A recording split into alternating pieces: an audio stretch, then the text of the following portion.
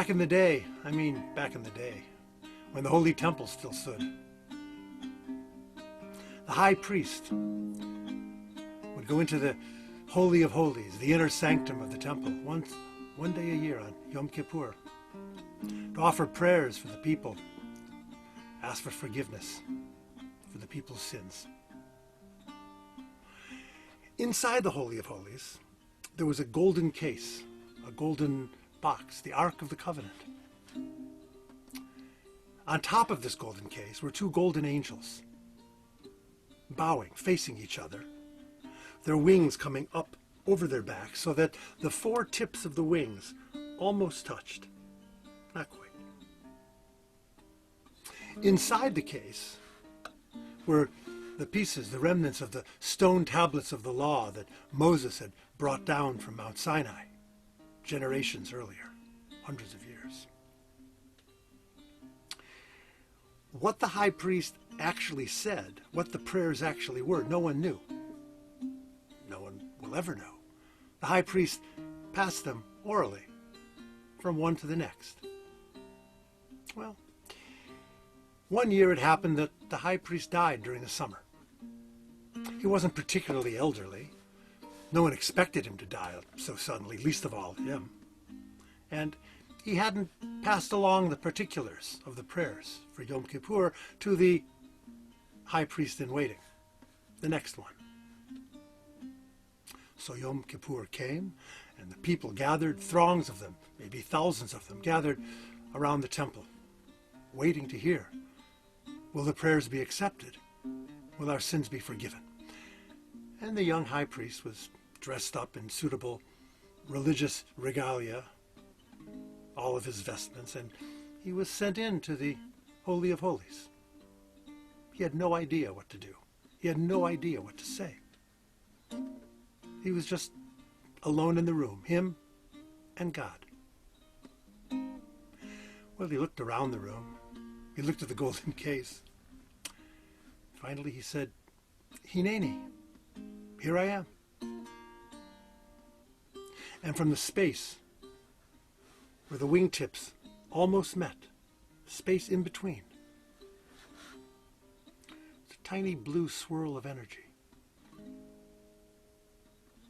It grew bigger, it grew brighter, slowly, until it was literally a ball of energy, swirling brightly in blue, in the space where the wingtips almost meet. And from out of the center of that ball of energy came a voice, deep, powerful, yet gentle. And the voice said, "Bless me, my son."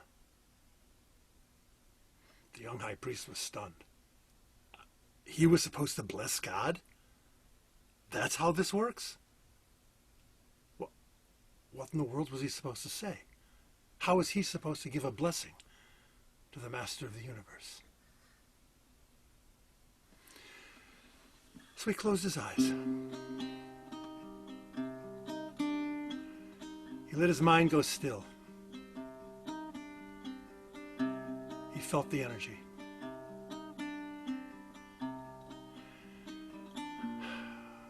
And then he said, "May your sense of mercy overwhelm your need for justice.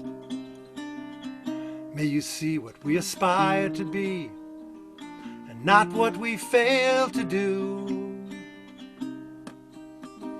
All that we seek, all that we are, closer to returning back to you. Closer to returning home to you. May your sense of mercy overwhelm your need for justice.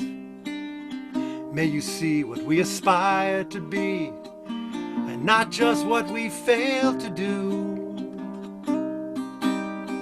All that we seek, all that we are, every day we're closer to returning home to you. Every day, every way, we returning back to you. Closer.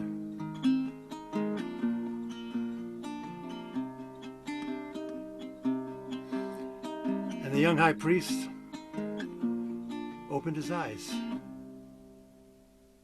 and the blue ball was gone, and the voice was gone, and the golden ark of the covenant was gone, and the Holy of Holies was gone.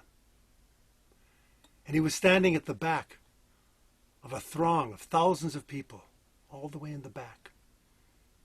And they were all cheering wildly as the Levite on the steps, way up at the front by the temple, was announcing that the prayers had been accepted and that all was forgiven.